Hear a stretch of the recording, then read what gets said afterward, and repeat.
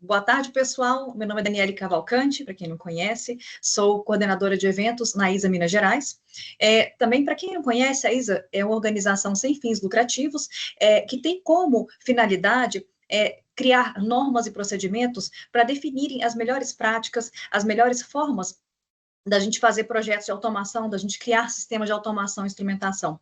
É uma organização que foi criada nos Estados Unidos já há muitos anos, inicialmente com o propósito de normatizar mais a parte de instrumentação. E ao longo dos anos, isso foi se desenvolvendo e hoje a gente tem várias normas que permeiam e definem todos os sistemas de automação, como, por exemplo, a ISA 95, que é o que vai falar assim, as camadas de controle, camada de supervisão de sistemas, a ISA 5.1, que a gente vai falar no PNID, toda a nomenclatura de instrumentos é baseada na ISA, né?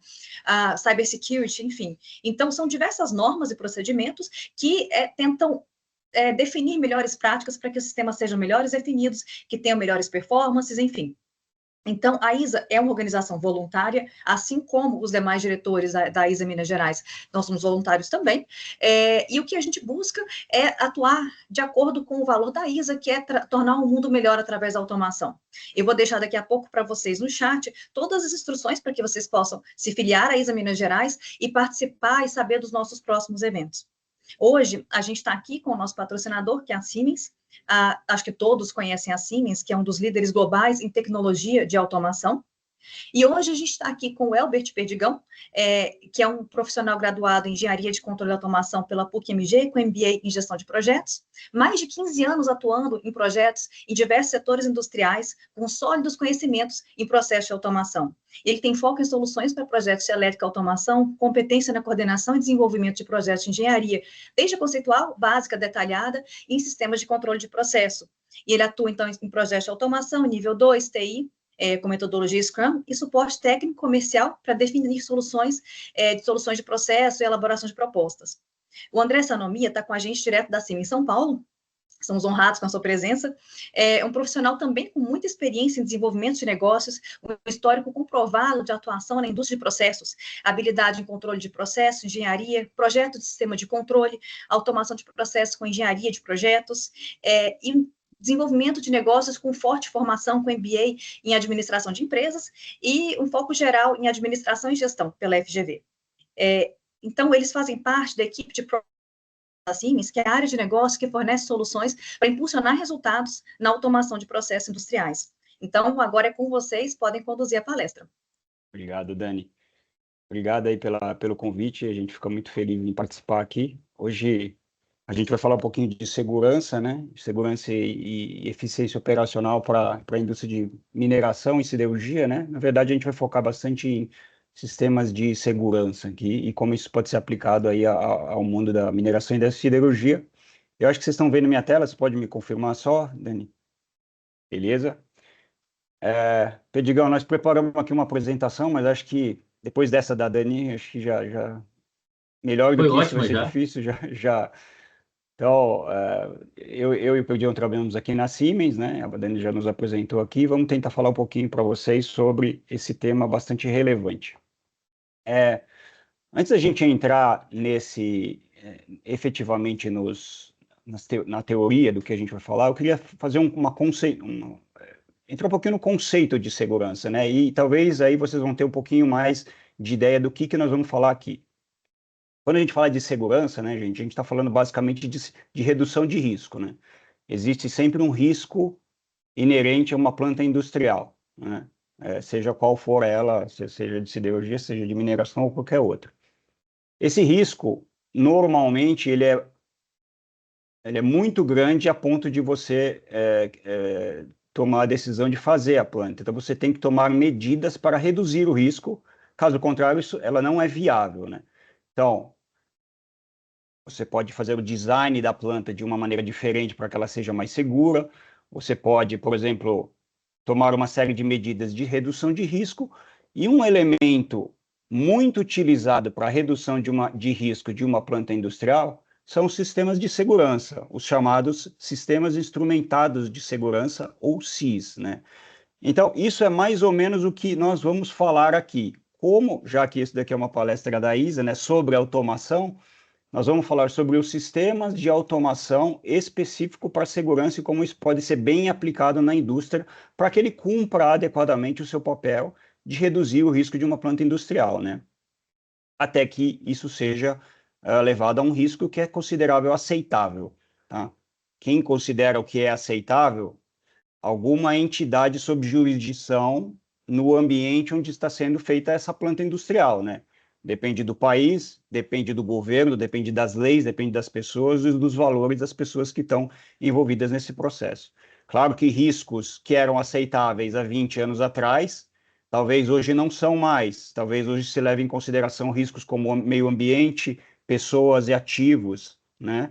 Então as coisas também mudam. Então isso daqui é algo variável e não é algo que vai estar escrito para todas as aplicações, né?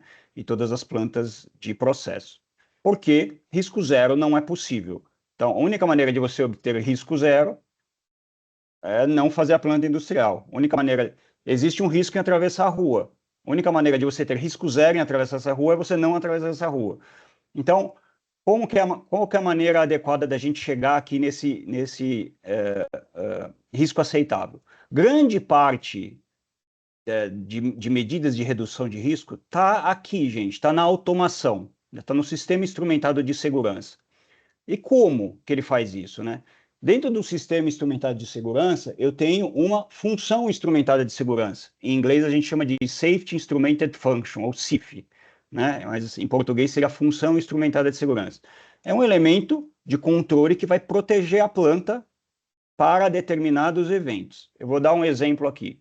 Vamos imaginar que eu tenho um tanque que eu estou querendo controlar o nível. Esse tanque tem algum tipo de material inflamável que não pode transbordar por uma série de fatores.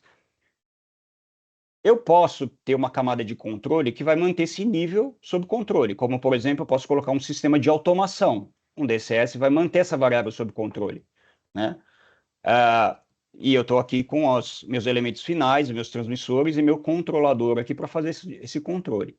Eu posso adicionar mais uma camada de redução de risco? Se essa variável continuar saindo do controle, né, eu preciso talvez posso colocar um sistema de alarmes. Esses alarmes vão acionar um operador e o operador eventualmente vai manter essa variável sob controle.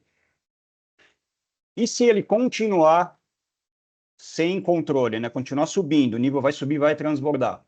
Eu posso ter camadas adicionais, e aqui vocês veem aqui que talvez fique mais visual o que é uma CIF, né, que seria um sistema instrumentado de segurança. Ou seja, eu tenho elementos de instrumentação, elemento final e o Logic Solver, que é o controlador e IOs especificamente do sistema SIS, que vão servir especificamente para levar o sistema, o processo a um estado seguro, né? Então ele é um sistema, como a gente diz, dormente, cuja única função é levar o sistema para o estado seguro. Então é uma camada de proteção adicional. Além disso, claro que você pode tomar outras medidas. Por exemplo, se continuar subindo esse nível, eu posso eventualmente prever no design da planta uma bacia de contenção para que esse líquido não espalhe pela planta. Eu posso prever também, caso esse seja um líquido inflamável, um sistema de fogo e gás para que isso não venha pegar fogo, né? Então, essa seria a função principal de uma CIF, né? Dentro de um CISA. Então, está aqui, ela é uma medida de redução de risco. Posso usar? Preciso usar? Depende do tamanho do risco que você quer reduzir, né? Vamos olhar um outro gráfico aqui. Qual que deve ser um desempenho de uma função instrumentada de segurança? Então, nesse gráfico aqui é diferente, ó. Eu tenho aqui frequência e consequência. Eu tenho aqui o nível de risco e frequência, por exemplo, vamos imaginar o evento de transbordamento daquele tanque. Ele tem uma consequência alta e ele acontece com uma frequência alta, se eu não tiver os controles adequados. Então, eu estou nesse quadrante. Não é aceitável para fazer essa planta assim. Eu tenho que trazer ele para esse quadrante. Como é que eu faço isso com uma função instrumentada de segurança ou com as minhas medidas que eu mostrei no exemplo anterior? Por exemplo, o meu processo está aqui, nesse nível, e o sistema de fogo e gás que eu mostrei no exemplo anterior, ele é uma medida de mitigação. Então, ele reduz a consequência. Ele não vai reduzir a frequência com que ocorre o evento. Ele vai reduzir a consequência caso ele ocorra. Para reduzir a frequência, o sistema DCS, o sistema de controle de automação, aí sim, Ele vai manter a variável sob controle e vai reduzir a frequência. Como, por exemplo, também pode reduzir a frequência de ocorrência os alarmes. A bacia de contenção, do mesmo jeito que o sistema de fogo e gás, ela vai reduzir a consequência, não a frequência. E, eventualmente, um SIS vai poder ajudar a reduzir também a frequência a ponto disso ser aceitável. Aí a pergunta que está aqui é, qual deve ser o desempenho de uma função instrumentada de segurança? E por que ele é tão interessante para ser utilizado quando a gente está falando de fator de redução de risco? Pode ser que só com esses controles aqui eu consiga chegar a um nível aceitável. Agora, existem processos que sem esse tipo de equipamento, esse tipo de sistema, você não consegue chegar a um risco aceitável. Qual que é o desempenho dele? Eu posso, por exemplo, reduzir o risco com uma ordem de magnitude, de 10 elevado a 1. Isso seria o equivalente ao SIL 1, para dar uma ideia do que a gente chama de nível SIL, né? Eu estou reduzindo em uma ordem de magnitude o risco, a frequência com que ele ocorre. Ou eu posso reduzir mais o risco, duas ordens de magnitude, 10 elevado a 2, SIL 2, está reduzindo mais ainda o risco. Mas não é suficiente para o meu sistema. Eu preciso reduzir em 3 ordens de magnitude, 10 elevado a 3. Então, eu preciso de um sistema SIL 3. Então, ele é capaz de reduzir significativamente o risco, a ponto de que determinados processos não são possíveis ser feitos sem isso, né? E muita gente pode pensar, pô, mas eu já fiz sistemas sem o SIS, funciona muito bem e eu reduzo o risco. Depende da análise de risco que você fez, que o fabricante do determinado equipamento fez. Talvez ele tomou medidas de mitigação, talvez ele utilizou outras formas de redução de risco que na análise que foi feita por eles foi aceitável. Mas isso é uma das ferramentas muito poderosas que você pode utilizar quando você quer reduzir risco, né? E aí, onde que isso encaixa talvez no mundo da mineração e da siderurgia? Vamos pegar alguns exemplos aqui. Pessoal, aplicações de segurança de processo aí, que a gente está vendo no nosso quintal de casa aí, nós podemos trazer vários exemplos. Um deles é no sistema de energia, por exemplo, gasômetros e torres de combustão da indústria siderúrgica. Você pode ver aí, nós tivemos um exemplo aqui, nosso aqui, da nossa região, onde ocorreu um incidente em um gasômetro, que houve uma explosão. Então, a exemplo disso, a gente foi convidado pela empresa para poder fazer toda uma análise e implementar uma tecnologia para atender a condição de SIS, de segurança do processo. Então, você vai entrar toda com a instrumentação, daí a gente não vai entrar no detalhe aqui, mas a instrumentação redundante, mais um sistema de processo, assim como o Sanomia falou, que é uma das condições, uma das opções que você vai ter no mercado para você mitigar o risco, seja se o 1, 10 vezes, se o 2, 100 vezes e por aí vai. Mas numa condição que a gente usa uma tecnologia, que é o caso nosso aqui, de usar automação, para a gente poder mitigar risco para equipamentos e pessoas. Então, uma análise, como a gente já está escrito aí, né, uma análise de risco criteriosa deve ser realizada para o processo, para a gente poder estar atuando nessas condições, para a gente mitigar risco para pessoas e equipamentos e atender na área ambiental. Então, assim, hoje, pode ser que hoje ou amanhã, uma análise de risco, ela tem que ser, ela não é um sistema fixo, ela tem que estar em constante atualização, porque normativas mudam, normas e leis mudam, e até as condições de tempo a gente vai ter outras percepções de risco. Então, também colocamos outros exemplos aí de condições, né? Todos voltados para o uso de produtos em combustão que exigem uma análise de segurança, seja regenerador de alto forno, seja sistema de combustão para pelotização na mineração, seja o BMS de uma chama, de um forno de cimento, e por aí vai. Então, assim, uma torre-panela na serraria, que também vai precisar na área da serraria, a gente mexe com o sistema crítico de segurança. Então, todas essas áreas aí é necessário uma análise e, consequentemente, uma atuação de segurança de processo. É isso aí, Perdigão. Então, agora, significa que eu coloquei um sistema instrumentado de segurança e agora está tudo resolvido, né? Ele não vai falhar mais, ele vai para sempre reduzir o risco da minha planta. Isso a gente por experiência, sabe que não é verdade, né? Então, para exemplificar isso, eu trouxe aqui um artigo da HSE, que é o Health and Safety Executive, é uma entidade britânica que fez um estudo em 2003 bastante interessante sobre acidentes na indústria. De todos esses acidentes que eles analisaram, todos tinham um sistema SIS, que deveriam estar protegendo o processo. E não aconteceu. Houve o acidente. Então, o sistema SIS não é infalível. Vamos entender, então, a HSE resolveu analisar por que eles aconteceram. Inclusive, eu citei a fonte aqui, caso vocês tenham interesse, é bastante interessante. Eles entram na análise de cada um dos incidentes e dos acidentes que eles analisaram. Então, por que o sistema de controle deu errado e como evitar? Nesse artigo, ele diz o seguinte: dentro do ciclo de vida, do Safety Life Cycle, do ciclo de vida do sistema de segurança, a gente tem diversas fases. Eles identificaram que dos acidentes que ocorreram, 44% deles ocorreram por problemas de especificação. Então, o acidente ocorreu porque o sistema foi mal especificado. 15% dos acidentes ocorreram durante o design ou implementação, ou seja, na hora que eu vou programar o sistema, né? Então, for algum problema na hora de programar, não, um problema na hora de desenvolver, causou o acidente. 6% desses acidentes ocorreram na instalação e no comissionamento, o que parece ser o menor de todos, mas considera o ciclo de vida de uma planta de processo 15 anos, pelo menos, 10, 15, 20 anos. Qual é o período que ela fica em comissionamento startup? É significativamente menor em relação ao ciclo de vida da planta. E mesmo assim, 6% desses acidentes ocorreram nessa etapa.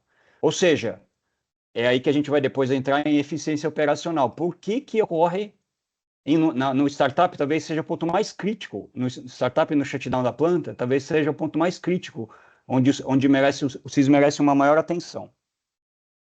15% ocorreram durante a fase de operação e de manutenção e 20% por mudanças que foram feitas no SIS naquela determinada planta.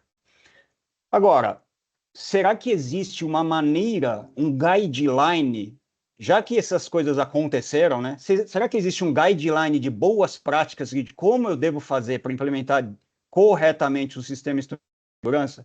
E a resposta é sim, existe, né? Que ela é a norma IEC 61511, que a gente chama 61511 da TUV, que rege a maneira como um projeto deve ser executado, um projeto de sistema instrumental de segurança deve ser executado. E aí lembra que a gente não está falando só de equipamentos, né, gente? Quem rege os equipamentos certificados por sistema instrumental de segurança e processo é a 61508. E quem rege a maneira como esses sistemas devem ser configurados, desde o seu design até a sua implementação e comissionamento e operação, é a IEC 61511, e aí entenda-se que existem os serviços em cima disso. Pessoas estão trabalhando nesse desenvolvimento. Então, se eu dividir aqui, os 44% dos acidentes ocorreram nessa fase da IEC, nessa fase da norma, até aqui. Os 21%, que é os 15 mais os 6 do startup, ocorreram aqui, falhas aqui que não foi feito corretamente. E o restante, os 35%, foram a parte de operação, ou seja, estaria na boa execução dessa parte da norma. Então, pode falar. Só um complemento, né? O que a gente está falando aqui é que a normativa que a gente deve seguir para indústria de processo, no que tange a segurança, é a 61511, que fala sobre segurança de processo. Esse slide aí, quando vocês farem, quando ele está fazendo a análise aí, né? Que a empresa fez a análise, esse slide aí, esse mapa interno aí, são os capítulos da normativa 61511. Então, ele conseguiu verificar que 44% é na análise, corresponde aos 4 primeiros capítulos.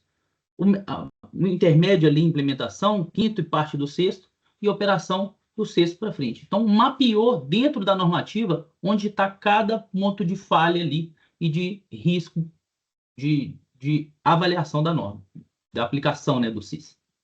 É isso aí. E a gente está falando aí da era da digitalização, etc., né, Pedrinho? Agora, como é que a tecnologia pode nos ajudar a fazer isso? Talvez esse seja o nosso principal desafio aqui, tentar mostrar um pouquinho para vocês como as ferramentas que existem hoje, a tecnologia que a gente tem hoje, a gente fala muito em gêmeo digital, etc., como que isso pode ajudar a reduzir essa estatística, né? Para eu não cair aqui dentro dessa estatística de acidente e eu conseguir seguir essa normativa, porque a receita do bolo já existe, está aqui.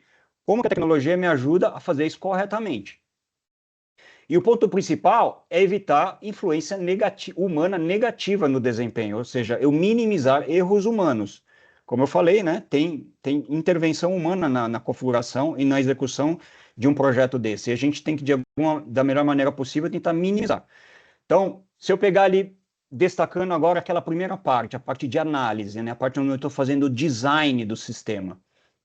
A figura aqui da norma na parte de análise, onde tem entrada de dados, e aí sim, os engenheiros de processo vão sentar junto com os engenheiros de automação e vão decidir, ok, quais são os riscos inerentes dessa planta? Tragam os PNIDs, vamos fazer a análise de risco, vamos determinar cada um desses riscos aqui. Desses riscos aqui, vamos usar metodologias que vão me dizer qual é o tamanho da redução de risco que eu tenho que ter. Então, eu vou definir como um elemento de saída desse processo todo, um documento chamado Safety Requirement Specification, que é chamado de SRS, que vai descrever o que eu falei para vocês lá no começo, as minhas CIFs, cada uma das minhas funções instrumentadas de segurança e qual deve ser o nível de redução de risco que ela quer. Por exemplo, nível alto, qual que é a causa, qual que é a consequência, qual que é a referência, o que concluiu o RASOP e qual que é o nível SIL requerido para essa função instrumentada de segurança. Se a gente pegar na indústria de óleo e gás, eu posso falar, os sistemas HIPs, né, de alta pressão, eles são todos SIL 3. Todo mundo foge de SIL 3, né? Porque é um sistema que requer alta manutenção, mas se não fosse utilizada uma malha SIL 3 para esse tipo de sistema, talvez ele não fosse possível de se utilizar, né? Então, esse documento é a saída desse processo. Além desse documento, normalmente na SRS, você vai ter o que a gente chama de matriz de causa e efeito, que é uma maneira de documentar o que vai ser implementado na fase de implementação. Então, na fase de análise, um dos outputs, uma das saídas é a matriz de causa e efeito, que vai me ajudar a documentar. Pois bem, de onde que veio essa matriz de causa e efeito? Ela foi introduzida pela indústria de óleo e gás, né, lá nos anos 80, como boas práticas de recomendação para aplicações de offshore, tá? Então, basicamente, o que se tinha eram painéis de LED, onde você tinha aqui as causas e os efeitos. Então, por exemplo, pressão no tanque tal, pressão na linha tal. Se ela fosse maior do que um determinado nível, e aqui você viu a intersecção, né? Acontecia isso daqui, ó. Fechava a válvula tal, parava motor tal e assim por diante. Então, era visualmente muito fácil você entender o que estava acontecendo. Piscava um LED aqui, ele sabia, ó, essa causa resultou nesse efeito. Isso acabou sendo trazido como padrão para a documentação da Safety Requirement Specification. Normalmente você tem isso, é porque é muito visual, é muito fácil de entender. Você não precisa ser um engenheiro de processo para entender que se a pressão aqui for maior do que tanto, vai fechar a válvula tal. E sempre, né, pessoal, só complementando aí, uma matriz de causa e efeito, para quem não conhece, sempre é colocado nesse documento a causa na horizontal e o efeito, né, a consequência da causa na vertical, como está apresentado aí. Perfeito. Então, aqui a gente vai trazer o primeiro exemplo de como que uma matriz, como algumas as ferramentas podem ser utilizadas para ajudar nessa documentação. Eu preciso documentar tudo que eu vou fazer, assim como diz a Safety Requirement Specification. Em Process Safety, se não foi documentado, é porque não foi feito, né? Tudo tem que ser documentado e auditado. Vocês imaginam por quê, né? Depois que os acidentes acontecem, vêm as seguradoras e os advogados atrás das razões com que isso aconteceram. Então, aqui é um exemplo de um outro tanque. Eu tenho aqui 3 CIFs nesse tanque. Eu tenho uma CIF que controla o nível muito alto, então aqui eu tenho 3 chaves de nível, é uma CIF SIL 3. Para eu chegar numa CIF SIL 3, eu preciso ter uma votação aqui. Então aqui é uma votação 2 de 3. Se 2 desses switches de nível acionarem, ele aciona as válvulas de saída aqui e interrompe a entrada de fluido, que são também em votação 1 de 2 aqui, e aqui está o Logic Solver, que é o meu sistema instrumental de segurança. Então, essa daqui é uma CIF de proteção de nível alto. Eu tenho também uma segunda CIF aqui nesse exemplo, que é para evitar a implosão do tanque. O que acontece? Se eu tiver uma saída muito grande de fluido aqui, uma entrada muito pequena, eu vou ter uma pressão negativa aqui. Isso pode causar com que o tanque imploda. Para evitar isso, eu tenho um transmissor aqui de pressão diferencial, que vai medir a saída aqui. E em caso de uma pressão negativa, né, de um fluxo muito alto, ele vai também mandar fechar essas duas válvulas. E a terceira CIF é simplesmente um botão de emergência, uma botoeira de emergência que o operador pode acionar caso ele identifique algum risco. Então, eu tenho os 3 CIFs aqui, e agora nós vamos mostrar num vídeo como é que, através de uso de algumas ferramentas, a gente pode documentar o que a gente resolveu fazer. Eu vou rodar o vídeo aqui, Perdigão, se você quiser. Só complementar, pessoal, só segura um vídeo um pouquinho. O vídeo, só para falar, pessoal, o vídeo a gente deu uma acelerada nele, porque senão fica muito prolixo aqui. Depois a gente disponibiliza os vídeos para vocês. Mas o que a gente vai fazer agora, a gente conseguia fazer essa malha de controle aí manualmente, por um desenvolvedor. Mas o que a gente quer é trazer a tecnologia para a gente mitigar risco, mitigar erro humano. Então, o que a gente vai mostrar agora é como usar a tecnologia para fazer um documento de matriz de segurança digital dentro do sistema de controle de processo. Nós vamos trazer essa matriz de causa e efeito original, que é o produto do RASOP, e colocá-lo dentro do sistema de automação. Então, pode soltar o vídeo aí, Sanomia, por gentileza. Então, o que ele vai fazer agora? Ele vai criar lá no Safety Metrics, lá dentro do sistema de controle de processo, vai nomear ele vai começar a configurá-lo, tá? Ele já vai colocar, a gente já falou que tem uma botoeira de emergência lá, ó. Ele já pegou o sinal de entrada de botoeira de emergência do sistema de controle de processo. Então, é uma entrada digital mesmo, que atua. Vai configurá-la, não vai deixar bypass, ela vai ser minha causa e minha consequência. Ele está configurando aí, como a gente falou ali, ó, dá para ver pela malha CIS ali, ó, as duas válvulas de entrada. Essas válvulas de entrada, elas vão atuar sem a atuação humana. Então, você já viu que ele colocou o SIL 3 ali, ó. Não dá para ver direito, mas aqui tem um 3 aqui, que é o SIL 3. E a atuação é fail close. Se a botoeira de emergência atuar, ele vai fechar essa válvula. Ele vai fazer a exceção. E aí, nesse caso, ele colocou um S ali, que depois de normalizar o sistema, você ainda precisa resetar. É uma determinação que você coloca ou não. Vai depender do produto que você fizer. Agora ele acelera e coloca os 3 chaves de nível e coloca o medidor de pressão diferencial. Ele já montou a matriz dele. A matriz está pronta ali. Ele vai compilar ela e vai salvar. E, além disso, quando a gente fala de normativa de segurança, é necessário o registro. É necessário a documentação. Ele gera o relatório da sua matriz que você vai anexar aos seus documentos de segurança conforme a exigência da norma.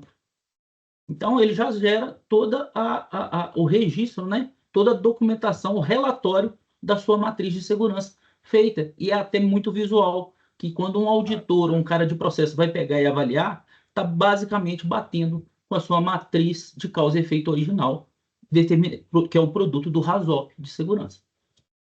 É isso aí, Perdigão. Então, de alguma maneira, o sistema de instrumentário de segurança tem que ser totalmente documentado. Então, o que foi feito na matriz é o que eu estou colocando nesse sistema de automação. Eu preciso gerar um relatório, anexar o processo e estou atendendo aí esse 61511. Né? Se eu avançar um pouquinho mais, para trazer um segundo exemplo, eu vou ter que fazer agora a implementação disso, né? Agora eu tenho que programar, né? Então, eu vou ter que colocar ali o que eu quero. Aquela matriz vai ter que ser refletida dentro do sistema de automação, né? Ou seja, eu tenho a matriz de causa e efeito, que é o resultado da minha SRS, do meu RASOP, e saiu ali no documento de SRS, e eu preciso transformar isso em lógica, certo? Por que agora eu não posso utilizar, por exemplo, para atender a essa cláusula da norma, ferramentas como o Gêmeo Digital, ferramentas de simulação, onde eu possa testar e documentar o que eu fiz? Se eu entrar aqui um pouco mais no detalhe da norma, né? Eu vejo aqui, ó, que eu tenho Program Safety Validation and Planning e Application Program Review and Testing. Então, eu tenho que cumprir com essas normas e eu tenho que dizer como eu fiz isso. E botar um relatório ali dizendo, eu cumpri essa etapa da norma e por isso que eu estou fazendo o projeto de acordo com a IEC 6.511. Então, vamos ver como que isso se aplicaria de novo na prática, né? Só um minuto, Sanomia. Então, assim, o que que a gente vai usar aqui de novo, pessoal? Como o Sanomia falou, a gente vai voltar a usar a tecnologia para a gente poder, na fase de implementação, poder testar e validar tudo que foi analisado e desenvolvido.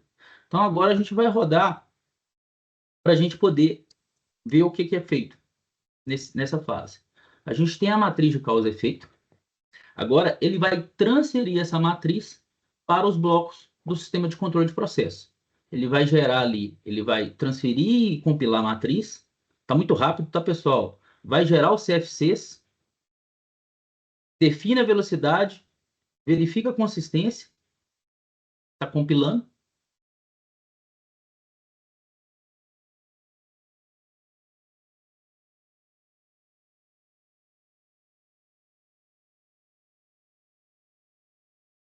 Checou, os charts já foram criados. Ele vai ativar a interação da matriz agora, nesse item aí. Então, você vê que esse bloco aí, ó, ele está ativando a interação da matriz. E se você pegar aí, ele vai abrir agora, você já tem todos os channel drives, todos pinados com entrada e saída. Então, não tem, você elimina a intervenção humana na hora de fazer a sua lógica de safety dentro do sistema de controle de processo. Então, já foi feito. E agora ele vai usar o gêmeo digital para poder simular.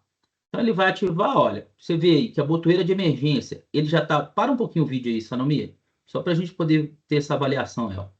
Você vê que o primeiro ali, ó, estava tudo vermelho e o primeiro estava com azul turquesa.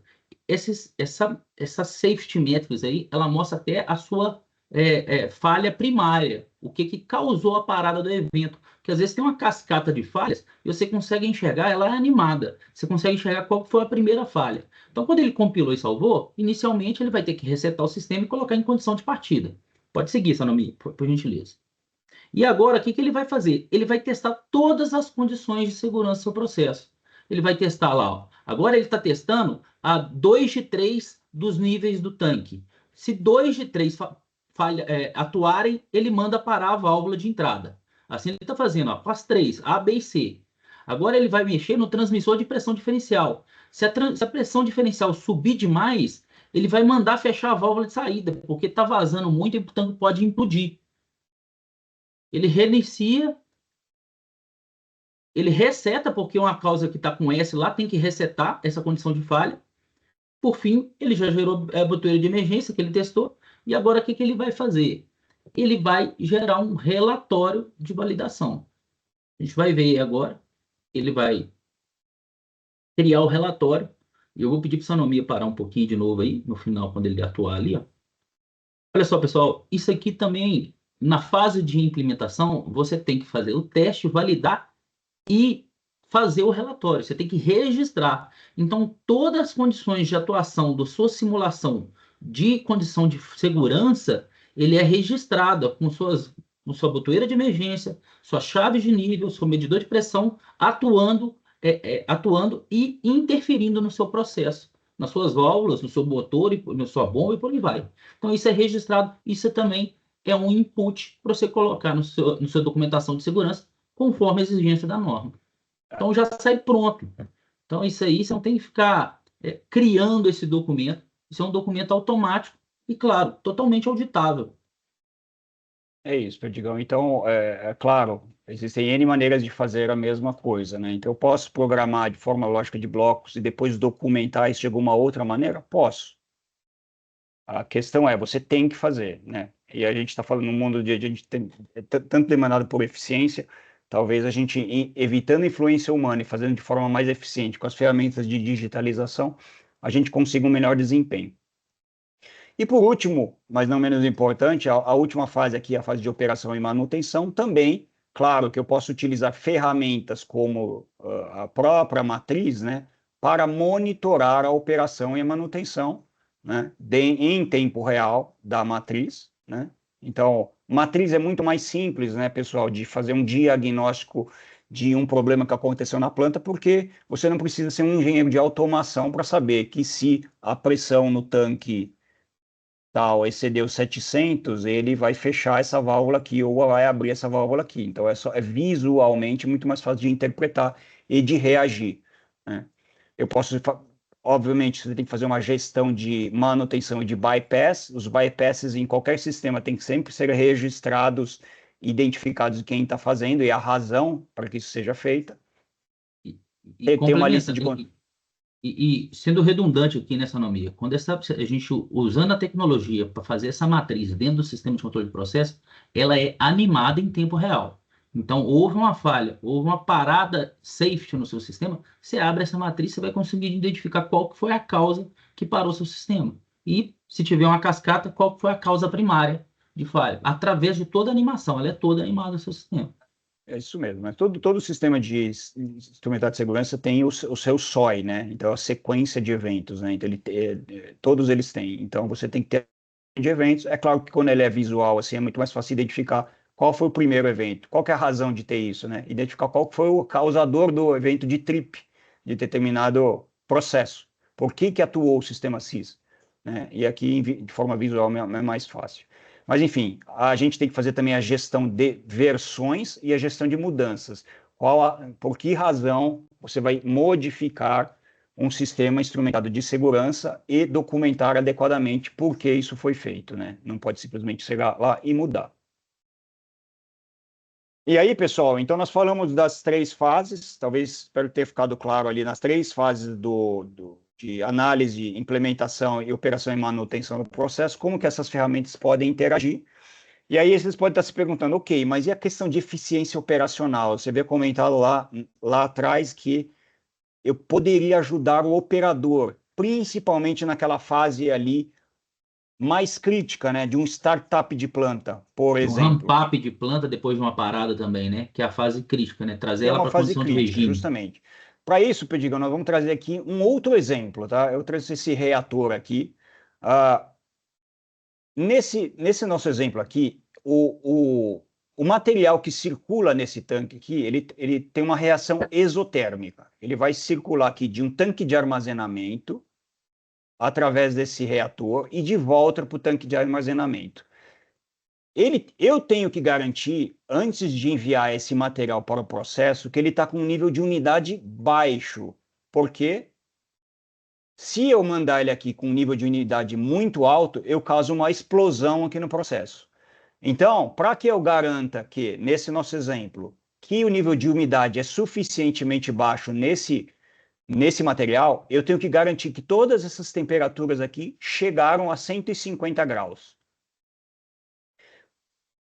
A consequência dessa explosão é tão grande que classificou-se essa CIF de temperatura como CIL3. Então, ela tem que reduzir o risco em 3 ordens de magnitude para que seja aceitável eu conseguir fazer esse processo, né? Para que isso seja feito, para que eu consiga CIL3 aqui, então, de novo, eu tenho que ficar rodando aqui o material e retornando para o armazém, retornando para o armazém.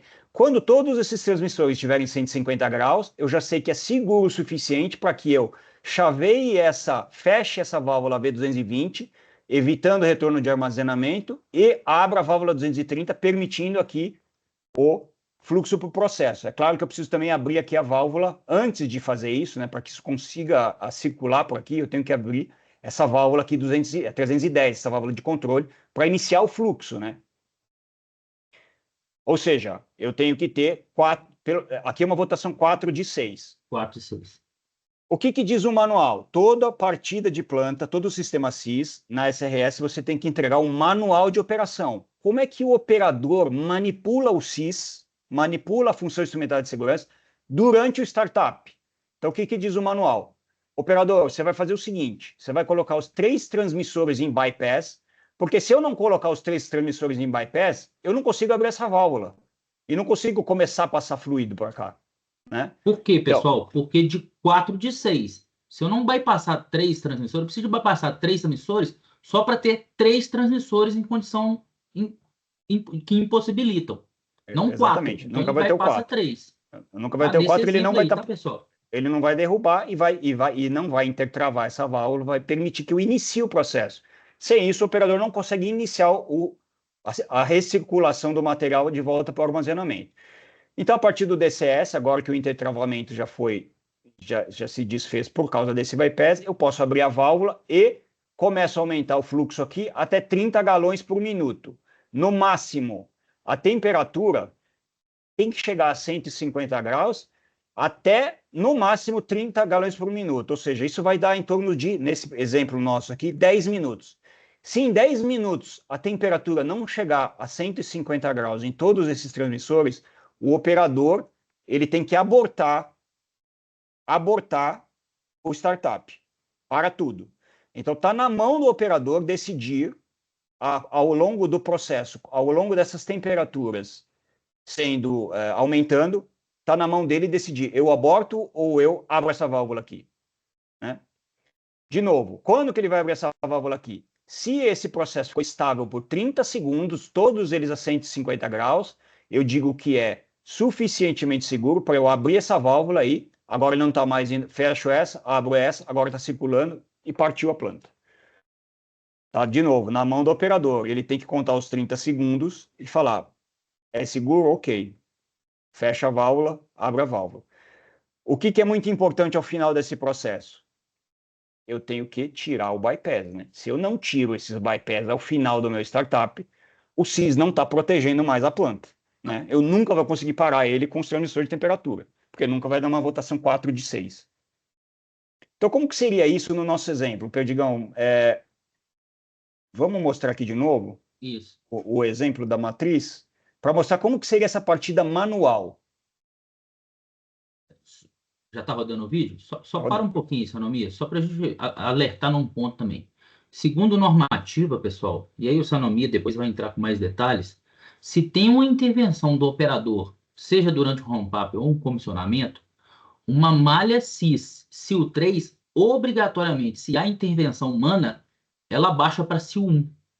Então, durante a partida do processo, que é o exemplo que a gente vai dar aqui, essa malha já não está SIL 3 mais. Ela está SIL 1, porque ele teve que bypassar e ele teve que entrar com intervenção humana.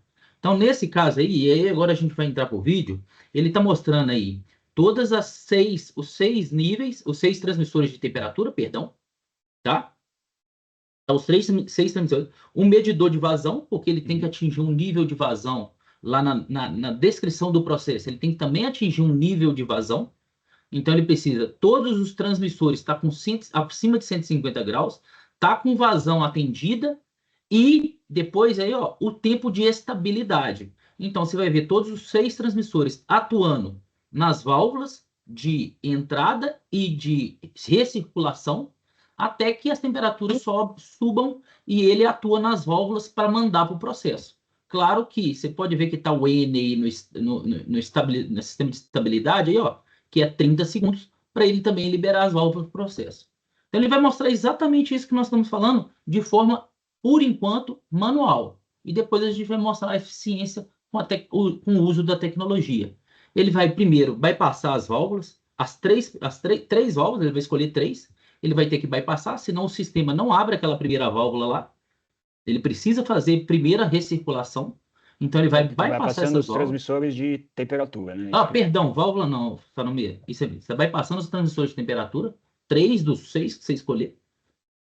Depois que ele bypassa, ele já tem a possibilidade de abrir a válvula de entrada.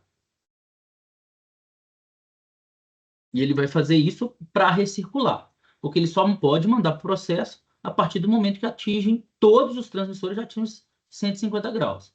Então, ele está mandando, você pode ver que a última linha ali é uma linha de retorno, de recirculação. As temperaturas vão começar a subir, isso é uma simulação, claro. Assim que elas atingirem a vazão, né, que é a vazão de entrada, olha lá, 30 GPM, que é a vazão de entrada, e as temperaturas atingir 150 graus Fahrenheit, ele libera para o processo. Aí que está na mão do operador, Perdigão. Se isso não acontecer em 30 segundos ou até chegar em 30 galões por minuto, o operador tem que tomar a decisão de derrubar o processo. E essa é a hora crítica, né? Está na mão dele. Exatamente. Com a pressão toda da equipe para que a planta entre em operação. Então, as temperaturas estão atingindo 150 graus, 150 Fahrenheit. Quando atingirem, ele vai contar o tempo de estabilização do sistema e depois vai deixar ela ir para processo. Qual que é o ponto aí, que é o que o Sanomir realmente falou, né? Ele tem que esperar essa temperatura atingir e tem um tempo, né, de aceite do sistema, senão ele vai ter que dar um fallback no sistema. A gente já teve casos aqui, também no nosso quintal, onde o cara estava o operador estava com uma panela para colocar no distribuidor, o tempo que ele tinha para fazer isso se extinguiu e ele tomou a decisão de aguardar ainda mais e queria pôr a panela no distribuidor para não atrapalhar na operação, porque se ia pôr no distribuidor, ia lingotar, senão você atrapalha todo o processo de lingotamento, que é sequencial. Nesse momento, ele passou de 1 hora e meia. Quando ele pôs a panela no distribuidor, a panela vazou, causando um dano imenso à planta. Graças a Deus, ninguém se machucou. Mas houve um prejuízo por conta de uma decisão de um operador que podia estar sob pressão. Então, é isso que a gente está vendo aí. É a pressão do operador para decidir se continua ou não de um processo. No final, ele gera um trip ali para parar o sistema. Eu parei o vídeo aqui para você falar, Pedrão. Então, nesse momento aqui, só para retomar, as válvulas foram realinhadas, né? E o fluido agora está indo para o processo. Então, eu fechei o retorno para o tanque de armazenamento e abrimos a válvula aqui para o processo. As temperaturas estão estáveis e a última etapa aqui, ele tem que tirar o bypass, né? Que senão, de novo, né? Ele não para mais esse processo. Exato, obrigado, seu nome. Então, assim, a gente vê que nessa condição, conforme normativa, a gente baixa o nível de integridade e segurança para 1, porque você tem a atuação da operação, e você tem um risco muito grande de uma decisão errada do operador, porque está em manual. Aí Agora já que ele tá vai simular o trip, né? ele vai simular o trip aí agora, só para a gente ver Agora que está ele em vai regime permanente, a planta está rodando, e se as temperaturas caírem, o sistema deve proteger. Agora ele está protegendo o sistema com SIL 3. Agora sim, depois do startup tirou os bypass, ele está protegendo o sistema com SIL 3. Houve uma queda de temperatura e o SIS fez o que deveria fazer, que é deu trip no processo, parou o processo, fechou aqui a válvula para o processo e fechou aqui a válvula de entrada. Né? Fez o que deveria fazer. Agora, nós estamos aqui num ambiente onde deve ter vários engenheiros de automação, né? Será que a gente não pode automatizar esse startup? Eu acho que se é possível a gente descrever num manual de operação... Opa, estou aqui. E automatizar dentro de uma lógica safety, né, Sanomia? Se é possível descrever num manual de operação, num procedimento, deve ser possível automatizar esse processo. Então, aqui a gente mostraria como seria uma versão dessa partida agora de forma automatizada. Vamos ver. Algumas modificações vão ser necessárias aqui. Então, eu só preciso mexer em algumas das interfaces aqui, reprogramar. Aqui, por exemplo, ó, eu já estou parametrizando dentro do sistema, né, uma maneira de contar o tempo. Então, não vou deixar mais isso na mão de operador. Eu vou colocar aqui um timeout de 600 segundos, que é os nossos 10 minutos, até que o fluido chegue lá aos seus 30 galões por minuto. Então, isso não está mais na mão do operador, está na mão do sistema agora. Então, essa foi uma modificação em relação à versão anterior. O que mais? Nós vamos também mexer lembra que ele tem que ficar em estabilidade por 30 segundos, pelo menos, né? Com os 150 graus. Então, vamos parametrizar isso daqui. Eu vou colocar 30 segundos ali, que é o tempo mínimo que ele tem que ficar em estabilidade. Como que funciona agora? Qual que é a ação do operador? Ele simplesmente parte a planta. Não é uma ação manual fazer o bypass, né? O sistema já entende. Ele colocou partida. Agora, o sistema entende que ele tem que contar aqui no máximo 10 minutos, senão ele simplesmente fecha a válvula de entrada. Ele aborta o sistema. E aí não fica na mão do operador. Então eu começo a fazer o countdown. O fluido começou a passar, vocês estão vendo aqui que a curva aqui de vazão começou a aumentar. E as temperaturas começam a aumentar. De novo, o operador ele não está tendo ação de controle, ele pode simplesmente monitorar qual que é o tempo que se percorreu até agora. E nessa fase, né, Sanomia, já atua SIL 3, porque não tem intervenção do operador. Exatamente. Como não tem intervenção humana, ele está durante o startup protegendo a planta com SIL 3. E aqui entrou em estabilidade, ele precisa ficar 30 segundos em estabilidade, de novo está fora da mão do operador. Se ele ficou em 30 segundos em estabilidade, o sistema abre a válvula de retorno para o processo e parte a planta. Com mínima intervenção humana. De novo aqui, a gente agora ele está protegendo a planta com o SIL 3, vamos gerar uma falha e vamos ver se as temperaturas começarem a cair.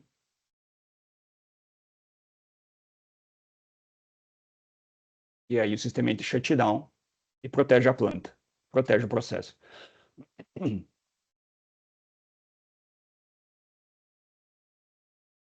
É possível? Então, é possível o que a gente chama de permissive procedure, né? É uma partida permissiva totalmente automatizado dentro do SIS. Então, é possível fazer isso, porque o nosso papel aqui talvez deveria ser como é que a gente tira um pouco do peso das costas do operador, né? Esse tipo de decisão talvez deveria estar dentro do sistema SIS, com as vantagens de que a gente minimiza falhas humanas no desempenho, aumenta a efetividade do operador e aumenta o nível de segurança do processo, né? E reduz o tempo de ramp-up nessa anomia. Isso traz eficiência também. Você trazer a planta mais rápido numa condição de regime é produtividade, é eficiência, é produto. E era isso, pessoal, que a gente queria passar para vocês. Espero que tenham gostado aí. Dani, como é que a gente faz? Tem um tempo para Alguma perguntas? dúvida? Quem tiver dúvidas aí, fica à vontade, escreve aí no chat. Teve uma pergunta, não sei se já foi respondida, se já está suficiente a resposta. O Carlos perguntou no chat se o Semantic Safety Matrix é apenas documental ou é desenvolvimento de lógica. Ele faz também a lógica, ele desenvolve também os blocos e é exatamente o programa, e cria o programa que vai para o sistema de controle. E aí, de novo, né, pessoal, isso tem que ser uma lógica de sistema de instrumental de segurança, ela tem que ser auditável, tem que ser certificada, né? Então, você tem que garantir que a lógica que vai estar lá vai executar o que o que ela tem que fazer. Nesse caso aqui do exemplo que a gente trouxe, a matriz cria uma lógica certificada pela TUV, mas você poderia ter, por exemplo, um engenheiro certificado auditando uma lógica que não foi feita com a matriz, né? Mas é importante que alguém audite o que foi feito para que isso seja devidamente certificado, que foi feito de forma correta. E o Paulo Coelho, ele sempre busca a pegada de cybersecurity, né, pelo especialista que é. Ele colocou que essa estrutura que vocês fizeram já estrutura também a análise de risco para cyber. Exatamente, cyber começa a virar um ponto de atenção no ambiente aí de segurança industrial, né? Então, sim, verdade. E o Carlos também perguntou aqui se o registro de execuções fica no SQL do INCC e como buscar o evento no análise de falha. Então, Carlos, o que você deve estar se referindo é o SOI, né? O Sequential of Event. Então, ele fica no histórico de eventos, no caso aqui da gente mostrando o PCS7, né? Mas, assim, eu não conheço nenhum SIS que não tenha um SOI, né? Então, ele tem que obrigatoriamente fazer a sequência de eventos e registrar isso em algum lugar. Nesse caso dessa nossa ferramenta, sim, fica na camada de operação, no ICC aí, do PC7, e você pode buscar qual foi o primeiro evento. É claro que a matriz te ajuda a identificar já qual que é o primeiro evento, a partir do momento que ela pinta de cor diferente, né? Se não tem isso, você tem que ir lá e ver no timestamp dos eventos qual que foi que ocorreu primeiro. Você vai ter que varrer aquilo lá para descobrir quem que foi o causador. Imagina o cenário que houve um trip, né, de um determinado equipamento, né, de um forno. É aquela correria na planta. Qual foi o evento que aconteceu que a gente tem que consertar para botar o forno de volta para operar, né? Então, o tempo aí é crítico. A solução é a sequenciamento de eventos, mas no caso de uma matriz dessa, você consegue ver um pouco mais rápido, né? E a matriz também dá o relatório de eventos, né, Astronomia? Além do visual, ela também tem aquele relatório de sequência de eventos. E Exatamente, também também é dá. interligado com o PCS7, com o sistema de controle de processo, que vai no banner de alarmes, tá, pessoal? Fica tudo interligado ali também. Então, ele não está ligado ao TIA Portal, que foi uma das perguntas que foi colocada. Ele está ligado mais ao PCS7, né? Por que não está ligado ao TIA Portal, gente? Porque a gente está falando de segurança de processo, né? Nós estamos falando da ISO 1511, a gente não está falando de segurança de máquina, ok? Então, existe um hardware, assim, a gente aqui na Process Automation na Siemens recomenda um determinado tipo de hardware e software para segurança de processo. certificado para a gente fazer essa metodologia de acordo com a IEC 61511. Existem outros equipamentos que são mais adequados à segurança de máquina, com outra normativa, 62, agora me fugiu a norma. Então, a gente vai sempre recomendar esse tipo de sistema com o S7410 e as remotas H com a Safety Matrix no PC7, porque é o que a gente entende que atende à indústria de processo e que tem essas ferramentas de digitalização. Mas nosso trabalho aqui é facilitar a vida de todo mundo para fazer direito. Então, essas ferramentas de digitalização estão disponíveis nesse sistema, que é o que nos vai trazer a eficiência, né, e a segurança, que é o título da nossa apresentação. Como que eu faço evitando erros humanos, né? Posso fazer de outras maneiras com outros PLCs? Claro que posso, desde que eu siga à risca ali a norma IEC 1511 e faça toda a documentação que ela exige. Mas para atender o SIS, né, o System Instrumentation Safety, precisa através do PC7. A gente pode atingir SIL3 com diversos tipos de sistema, né? A questão é como fazer. Uma coisa é você utilizar o hardware certificado para uma determinada aplicação de processo. Eu quero fazer uma proteção de um sistema utilizando um sistema instrumental de segurança e vou seguir as diretrizes da IEC 61511. Beleza. Agora, qual hardware eu vou utilizar? Eu posso utilizar hardware certificados de acordo com a 61508, né? Mas as ferramentas e a metodologia vão te ajudar a seguir a 61511. A gente está falando de serviços de implementação, né? Uhum. E uma pergunta do Tiago Vaz foi: qual recomendação vocês trariam para redução de erros na especificação, como mostrado no artigo de 44%? A especificação é uma questão que vai um pouco mais na fase de design e projeto, né? Engenharia, né? Sai um pouco da mão dos fabricantes de automação, como a Siemens e outros, e entra um pouco mais em metodologia de projeto. Talvez até a Dani pode até falar melhor do que isso. Você tem que fazer análise de risco, né? Você tem que identificar os riscos. Para isso, você precisa do engenheiro de processo da planta, a pessoa que entende do processo. Então, eu vou ter que fazer identificação dos riscos. Talvez uma consultoria, uma empresa de engenharia, vai te entender, vai te ajudar com metodologias de avaliação de risco. Qual que é o nível de redução de risco que eu preciso, né? De novo, a fase de análise é complicada. É muito fácil chegar e falar assim, é fácil, boto tudo SIL3. E aí, eu tô bonito. Vocês têm ideia de... Imagina uma tubulação de, sei lá, quantas polegadas, enorme, né? Em vez de você colocar SIL3 numa malha de segurança, significa que em vez de você colocar uma válvula de shutdown, você vai ter que colocar duas. E em vez de colocar 2 instrumentos para votação de 1, de 2, talvez você vai colocar 3 instrumentos. Então é caro fazer SIL3. E não às só vezes isso. inviabiliza financeiramente, né? Inviabiliza financeiramente. Por isso que tem que ser pesado. Quanto de risco que eu quero reduzir? Qual que é o suficiente aqui? Não só isso, Dani. O SIL3, todo mundo foge do SIL3, porque exige uma manutenção contínua. Para você manter uma malha SIL3, com o tempo, é que talvez não dê tempo de entrar nessa teoria. Com o tempo, a malha, o sistema, ele vai, se você não faz intervenções de manutenção, você não consegue manter o nível SIL3. Ele vai degradando conforme o tempo. Então, você tem que fazer manutenções e intervenções de manutenção contínuas para você dizer que você está mantendo aquela CIF em SIL3. Isso é muito frequente. Então, você encarece a manutenção também. Então, as pessoas fogem do SIL3. O ciclo de vida do projeto, né, do processo. Sim. Não é uma coisa simples na fase de design. Ele vai encarecer ao longo de todo o ciclo de vida. Eu acho que na mineração e na siderurgia não tem nenhum processo que exige uma malha SIL3. Eu nunca vi isso. Tá?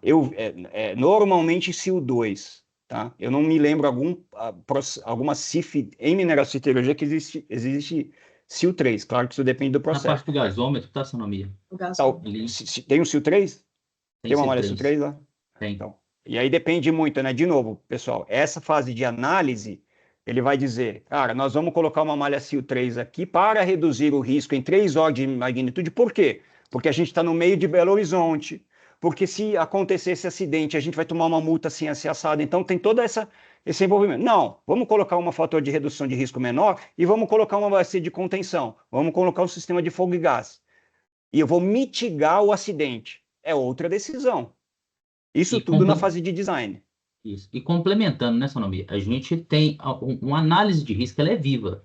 Então, quando a gente fala que normativas, leis, condições ambientais mudam ao longo dos anos, se você pegar o que era uma análise de risco, que era considerado risco há 20 anos atrás, não era considerado risco há 20 anos atrás, hoje é considerado risco. Então, você precisa constantemente estar voltando ao seu processo e atualizar sua análise de risco. O que a gente tem que pode ajudar, igual é o Gêmeo Digital, né, para simulação de processo, onde você tem um simulador de processo, que você não atua no processo, então você consegue simular sua planta e colocar condições de falha cada vez mais exigidas por normativa, enquanto o seu processo roda. E daí você fazer uma atualização da sua análise de risco. Então, o simulador de processo poderia ajudar nisso também. O Carlos pergunta aqui se o Safety Medics tem treinamento no Citrem. Eu acho que ele faz parte, se eu não me engano, do treinamento Safety, que a gente tem lá no Citrem, e ele tem alguns treinamentos que a gente tem no nosso Citrem Academy, se eu não me engano, é Citrem... eu acho que é Citrem Academy que se chama, que é uma assinatura que você paga do Citrem, você tem acesso a diversos treinamentos online. Citrem Access, se eu não me engano, Só toma cuidado com que existem treinamentos de safety para para o S7, tem outras orientada à segurança de máquinas NR12, tem outras. Então, só procurar na área de processo, né, da PA, imagino. Exatamente. No caso do Citrem, é o treinamento do PC7 aliado a sistemas instrumentados de segurança. Coloquei lá no chat para o pessoal um link da pesquisa de satisfação. A gente pede que vocês preencham para que a gente traga temas mais relacionados ao interesse de vocês também, viu, gente?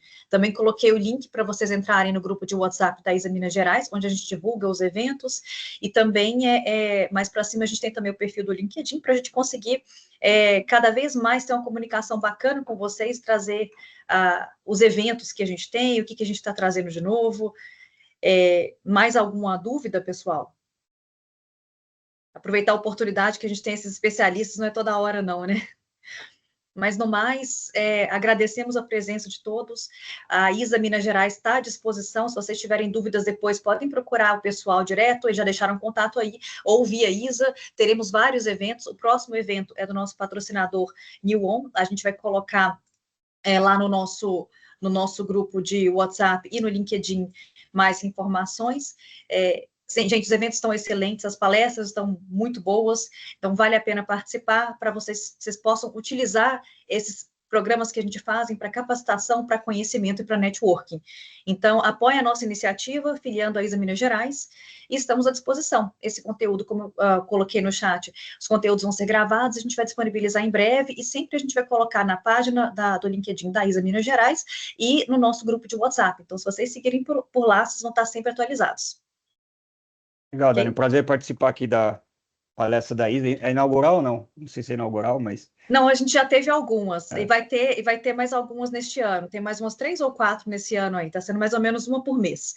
Também lembrando que no ENA, para quem for no ENA, no final de cada dia, no auditório, a gente vai ter um momento ISA, onde a gente vai ter uma premiação bacana e uma programação legal, então a gente também vai detalhar isso aí para vocês mais à frente, tem alguns eventos presenciais para acontecer, bem interessante. Legal, nós vamos estar no ENA lá, bem lembrado, Dani, nós também vamos estar no ENA, e se vocês tiverem oportunidade de conversar lá no stand da Siemens, é um prazer. Obrigado. Dani, obrigado também, agradecer a ISA aí, leve esse agradecimento a todos aí da ISA, e estamos à disposição, tá, pessoal? Até mais, falou aí. Até mais, pessoal.